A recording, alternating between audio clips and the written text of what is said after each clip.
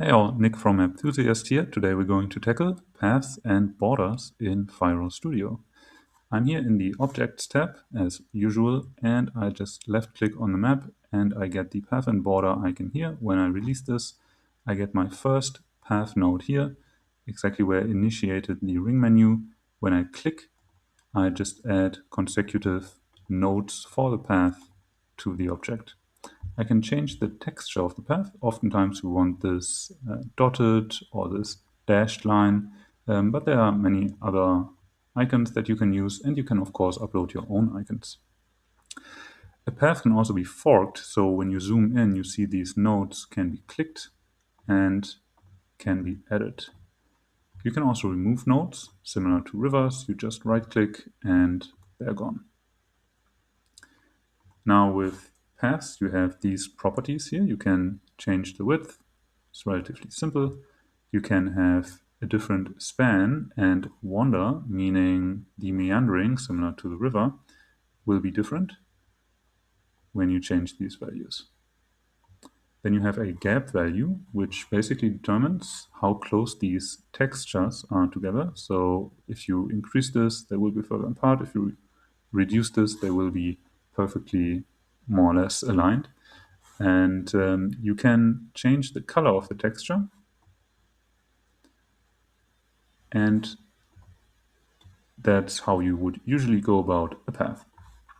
Now you can also change this to a border, and you do this via this glow value here. The width is currently 0, but when you increase it, there will be a glow coming up. You can increase it with this lever until 30, but you can just scroll your mouse wheel to increase this even further, to make this even bigger. You can change the colors here, again to anything you like, of course, and you can also change how wide these colors should be. So currently you see that they have a gradient. If you increase this value, the gradient will become, it will be more, kind of radical in how it falls off. And if you decrease this, the gradient will become much thinner. So this way you have a bit of control over how the border should look like. And borders can be quite complicated because oftentimes you want borders between different regions, and it will look like something like this. And in this case, it will be difficult to have all the colors that you want as they should be. So for example, now you have blue and red as a border, and that might be fine for this region here. And even for this, so you have red here and blue here. But then, of course, here you have a mix of blue and red, and here as well. So what you can do is you can click certain nodes and then change the color, and it will change the color for this node. And then you can change the color for other nodes.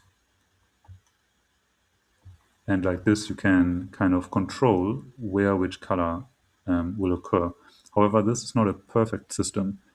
And if you are really going to create these kind of complicated borders, I would rather go with the approach of having more objects.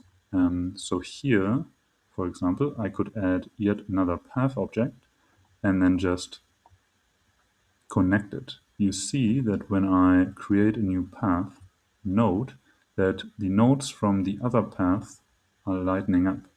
So, and it will lock onto those nodes. And of course now, with this path, I have complete control over what the gradient should be like as a color.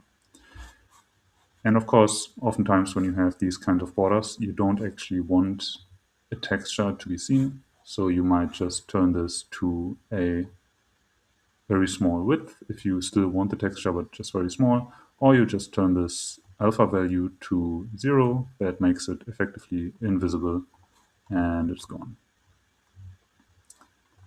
Okay, I hope you like the tour through paths, and I hope you enjoy your maps with Phairos Studio. See you in the next video. Bye bye.